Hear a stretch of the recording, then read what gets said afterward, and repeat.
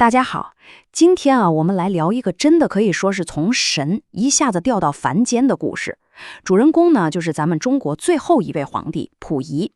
他这一辈子那简直是从九五之尊一路变成了个普普通通的老百姓。这中间的经历也正好见证了中国历史上最天翻地覆的一段时期。所以咱们今天就从一个特别有意思的问题开始：一个活生生的神，他到底是怎么学会自己系鞋带的？你听着可能觉得，这算什么问题？但你仔细想想，这个问题简直是把他一辈子的转变给说透了。那种从天子到凡人的巨大落差，全在这儿了。这个故事的开头说实话跟神话差不多。咱们先回到他的人生第一章，2岁就成了神。你想想，他一屁股坐上了那个龙椅，但实际上呢，他也一脚踏进了一个专门为他打造的金光闪闪的大笼子。对，你没听错，就是这个数字2。2岁溥仪才2岁就被抱上了龙椅，成了3亿多人的皇帝。你想想看，那个时候他连这个世界是啥样的都搞不清楚呢。结果呢，他就成了一个活生生的神，一个国家的象征。溥仪自己后来回忆说，他们从小就告诉我，天下所有东西都是我的，所以我根本不知道一个人到底该怎么做人。你听听这话，简直是把他跟现实世界完全隔绝的状态给说绝了。你想他从小就在紫禁城里，一个绝对封闭的环境，身边围着的不是太监就是各种繁琐的规矩，墙外边是什么样，他是一点概念都没有。最有意思的是什么呢？就在溥仪还在那个金笼子里当他的小皇帝的时候，外面的世界早就已经天翻地覆了。你看这个时间线，1908年他登基，才过了4年，1912年大清就亡了。然后到了1924年，他连紫禁城这个家都待不住了，直接被赶了出去。所以说他的那个小世界其实是从外面被一点一点给撕碎的。好，那被赶出紫禁城之后呢，溥仪的人生就翻开了新的一页。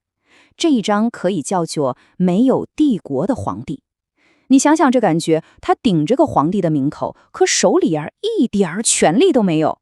最后呢，就在天津的租界里成了一个想方设法刷存在感的花花公子。你看这个对比，简直太分裂了，完美的说明了他当时活得有多矛盾。一边是他自己，还活在那个虚假的宫廷梦里，周围一帮太监伺候着，其实呢，就是个没实权的摆设。可另一边呢，是当时真实的中国，革命、共和，军阀打来打去，外国人到处插手。他呢，就好像被一个过去的泡泡给罩住了，跟外面的世界完全脱节。到了天津之后溥仪那真是拼了命的想把自己活成一个摩登青年。他给自己起了个英文名叫亨利，穿上了西装，还剪掉了那根代表大清的辫子，天天出入各种派对舞会。但是这都只是表面，他一边大手大脚地花着从宫里带出来的那些宝贝，另一边呢，心里头那叫一个急到处找，看哪个外国势力能帮他一把，让他重新当回皇帝。好，接下来我们就聊到了溥仪这一辈子最关键也是最悲剧的一个决定了，那就是他选择了和日本人合作。咱们可以问自己一个问题如果是你，为了能再次当上皇帝，你愿意拿什么来换？这个问题可以说是直接戳中了他心底最深的渴望。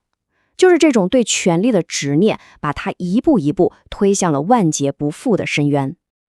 那这笔跟魔鬼做的交易到底是怎么回事呢？咱们来看看，日本人给他的 offer 是什么？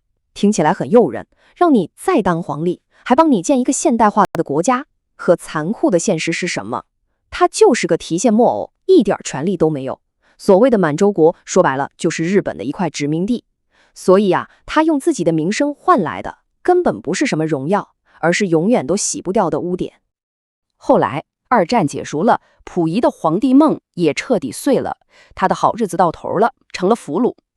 他的人生又来了一个180度的大转弯。这下皇帝是彻底当不成了。但你绝对想不到，另一段更不可思议的改造人生才刚刚拉开序幕。他年轻的时候特别傲慢地说过这么一句话，他说自己的命令就是圣旨，怎么可能犯罪呢？你听听这话说得多狂。可这跟他马上要面对的现实一比，简直是天大的讽刺。981，这可不是什么年号，也不是什么尊称，这是他的新身份，981号犯人。从这一刻起，他的名字、他的头衔儿、他过去所拥有的一切，通通都被拿走了。那所谓的思想改造到底是怎么个改法呢？其实就是这么几步。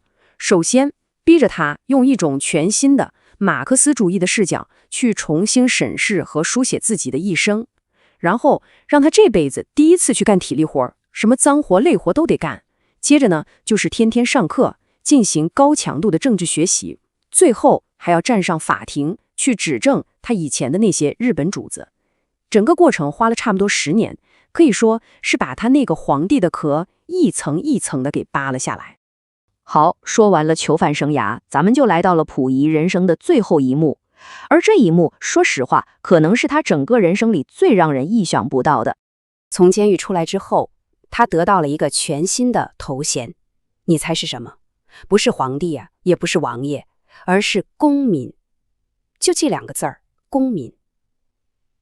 对溥仪来说，这意味着他活了大半辈子，终于第一次成了一个普普通通的人。哎，还记不记得咱们开头提的那个问题？一个活生生的神到底是怎么学会自己系鞋带的？你看，答案这不就来了吗？他终于学会了自己穿衣服、自己做饭，甚至包括系鞋带这种我们看来再正常不过的小事。这可能就是他从神变为人最真实的一个写照了。他后来的生活真的你都想象不到。他干过什么呢？他扫过大街，在北京植物园里当过花匠，后来呢还成了一名文史资料的研究员。他还娶了一个很普通的护士当妻子，最后还写出了一本非常有名的自传，叫《我的前半生》。从皇帝到公民，他真的走完了这段堪称魔幻的旅程。那么回过头来看溥仪这一辈子，你觉得他到底是个什么样的人？他是一个被时代大潮推着走的受害者，身不由己，上演了一出悲剧？还是说他的故事其实是一个警钟，告诉我们野心这东西到头来是怎么毁掉一个人的？这个问题啊，我觉得没有标准答案，留给大家慢慢去想吧。